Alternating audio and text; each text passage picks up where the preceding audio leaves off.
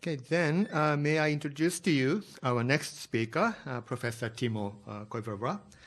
Professor Timo Koivurova is currently a visiting professor of Kobe University, staying here at Kobe for 5 months until the end of next year, March of next year. Thank you. He is a research professor at Arctic Center, University of Lapland in Finland, and his expertise is in the area of Arctic international law and governance.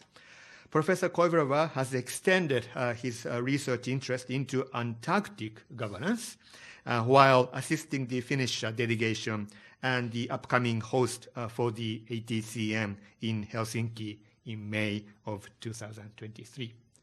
So, Professor Koivurova, the floor and the Zoom is yours. Thank you. Thank you, Professor Shibata, and greetings to all in here and also in the web universe. So here is the title of my presentation. So from Berlin to Helsinki, and the challenges perhaps that we are facing Finland as the next host of the Antarctic Treaty Consultative meeting.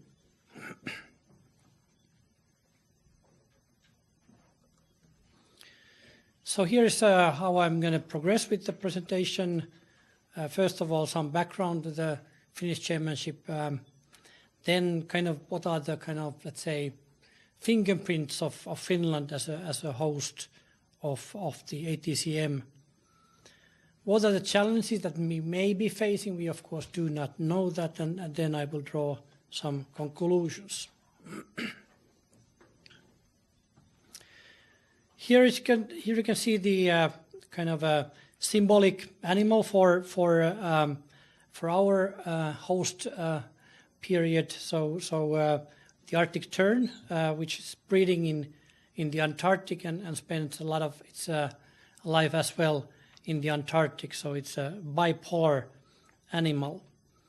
So that's also very well kind of suits to Finland as we are one of the 5 countries that are decision makers, both in the Arctic Council, and in the Antarctic as one of its consultative parties. The other ones are the United States, Sweden, Russia, and Norway, and we know that Canada is also aspiring to this status. Here you can see Finland's most recent Arctic strategy. There was an idea to come up also with a kind of full-scale Antarctic strategy before what was supposed to be the ATCM 2020 organized in Helsinki, but that was then cancelled because of COVID. Ultimately, we did not develop a standalone Antarctic strategy, but with this document, this Arctic strategy, there's a segment there that also describe our Antarctic ambitions and kind of stances. So it's very much highlighted the commonalities between the polar regions, also that there are climate change impacts are more significant in the polar regions. Tourism impacts are a challenge in both polar areas. Marine conservation and utilization management needs are there, and also that Finland has cold know-how, icebreaking design, construction, etc.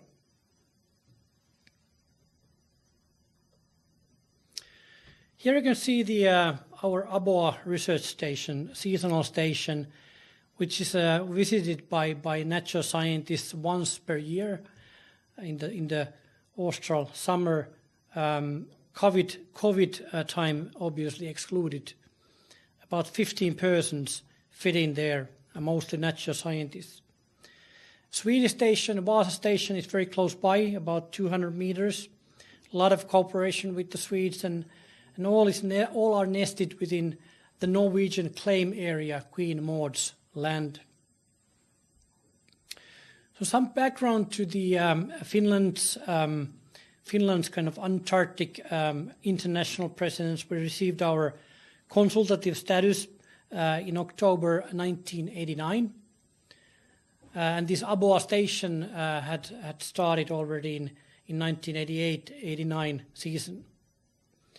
We are also members of the environmental protocol. We are also an acceding state to the Convention on the Conservation of Antarctic Marine Living Resources. We are not a Commission member, but we are part of the member state of the European Union, and European Union is. We are also members of SCAR and COMNAP, etc. So what's our profile as hosts? So we have never organized an ATCM, so this is the first thing, and it's a big thing for Finland to receive such a huge number of nation states to this ATCM. A small country, but as I said, we are decision makers in both poles. We know that there is in the Arctic there is a type of a transition period going on now, and we don't know where it's going, but at least at the moment I can say this.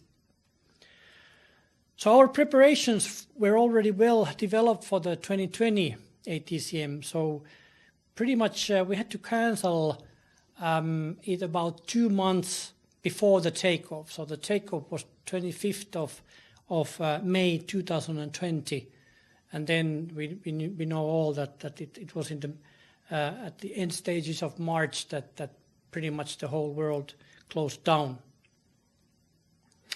For us, it was important that after consultations with India and Italy, it was agreed that we can hold it next spring in 2023. We have an internal preparatory body to prepare for the ATCM, mostly consisting of various ministry representatives, academic funding agencies, academic institutions, the core team, of course, being in our foreign ministry.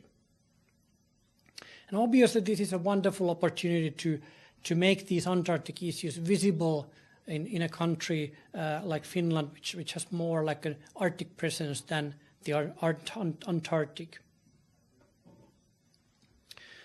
Currently the starting point is that it will be held as a physical meeting. So we know that the 2 previous ones, the Paris meeting was virtual, the Berlin meeting was hybrid, but now it would be with only speaking rights to those delegation members who can physically attend, and then of course listening rights to those delegates who cannot make it to Helsinki. Of course this can be changed, but this is the current plan, and it would, as far as I understand, would be similar to the Kamilar Commission meeting. Also, the plan is to be a neutral chair. This has been emphasized. But what this will ultimately mean when the high-level speakers give their presentations at the beginning, of course, this depends very much on how the Ukraine war will develop. So we will expect probably our foreign minister or a high-level speaker to give a presentation as is custom. And of course, this is also something that we don't know. We will have our parliamentary elections, and we know the results by 5th of April next year. So it may be that there is a new government already in place, or there is a caretaker government. But this is again an open issue. For sure, we will take up themes in these presentations, and normally there are 1 or 2 presentations that speak to both poles, both the Arctic and the Antarctic, and that is what we are expecting from the opening speeches, or I am personally expecting. We have strong domestic climate policy, and as a member state of the EU, we are committed to strong climate change measures as well. Current government has announced that Finland aims to be climate neutral by 2035 and be the world's first fossil-free welfare society.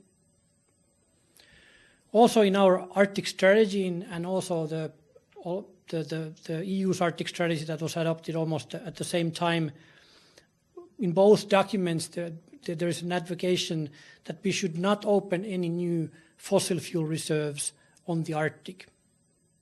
And of course now after the Russian invasion we know that the EU is trying to lose its dependence on Russian fossil fuels. And for us, it has been especially the environmental protection, especially climate change and tourism work, especially during the COVID times, where we have been taken part in during the ATCM SEP work and work streams. And of course, this climate change theme will figure in the ATCM SEP Climate Change Day. So this was decided after SCAR in Berlin presented its update to the Antarctic climate change and the environment, ACCE, released, and this was released in Berlin, and it was decided that there should be a day to discuss of how to respond to the policy recommendations in that report. And Finland agreed to do this as an ATCM host. So now there is currently active discussions on what is the content of this between the parties. Another important issue for us is the Polar Code. So already when we were the Arctic Council chairs 2 years, 2017, 2019, we organized a big conference on the implementation of the Polar Code. And this is obviously important. It is a bipolar issue. It is something that very much speaks to our interest as well. We have 8 of our own icebreakers just to clear ice during the winter in the Baltic Sea. And we have had, several years back, we had some icebreaking assistance to Shell, for instance, in Chukchi Sea and Prilas-Lomnoja in the Pechora Sea. And the session is likely to compare the good practices in polar navigation and how the Polar Code should be developed. Now let's look at a couple of challenges that we all witnessed in Berlin. These are covered in the final report, so nothing new in that respect, but just quickly to go through these. So some geopolitical challenges that were quite obvious in Berlin. Here's the chair of the meeting, which needs to be a very skilled person, skilled diplomat. It's Ms. Tanja von Uslar-Gleichen, Director of International Law at the Federal Foreign Office, as far as I understand, not an Antarctic specialist, but very skillful chair. And of course it matters who is the host country, and in this case, of course, it happened to be Germany, which of course, many of its bases of its security and defense policy changed with the Ukraine invasion. So obviously this had some impact. Ukraine was given the floor in the plenary in the opening section to open up via an information paper what the Russian invasion has meant for its Antarctic operations. And with the proposal of France, a major part of the ATCPs left, 23 I think, the room when Russia took the floor. As far as I was able to follow online, the Antarctic representation from Russia was also online and not physically present there in Berlin. And there was apparently a person sitting there from the Russian embassy of Germany. Paragraphs that were explaining these events, consensus could not be found for the final report. So there was also a spirited discussion of the importance of consensus and concern for the lack of consensus. Depending on how the war in Ukraine progresses, we will have to see how it is visible in the Helsinki ATCM or then not. That's, of course, something that we don't know. The war in Ukraine was not explicitly visible otherwise. Of course, it had some impact in some of the decision-making and, of course, to the general atmosphere of the meeting. China was arguing that these geopolitical issues should be kept outside of ATCMs.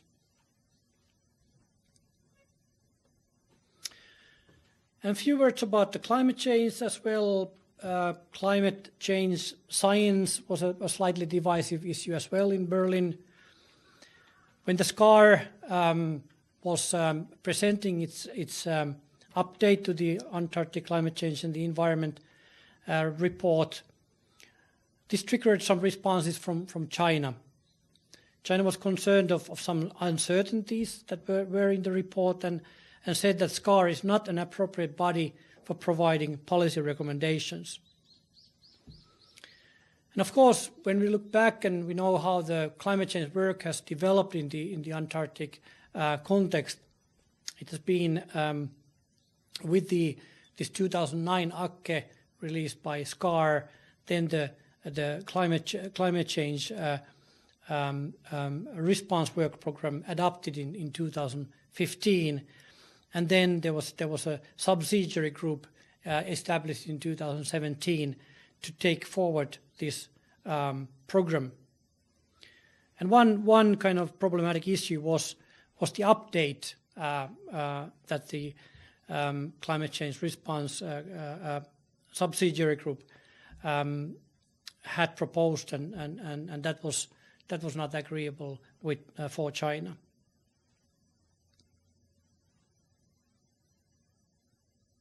There will be a full-day joint session of the CEP and the ATCM on how to proceed with the ATCM update report, and in particular the recommendations.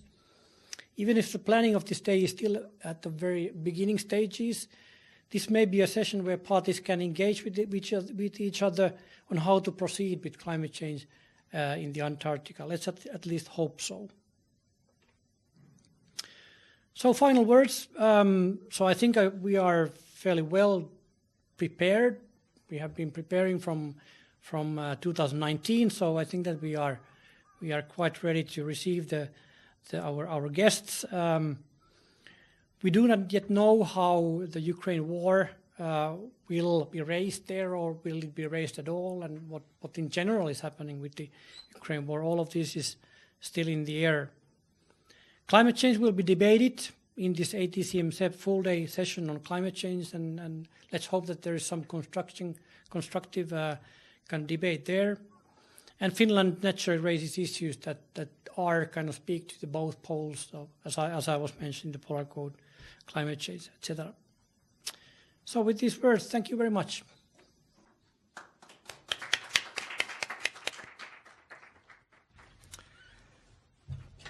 Thank you, Professor Koivurova. Thank you for keeping your time. Let's leave the discussions later on, taking together all the interesting issues and challenges that all of you have shown.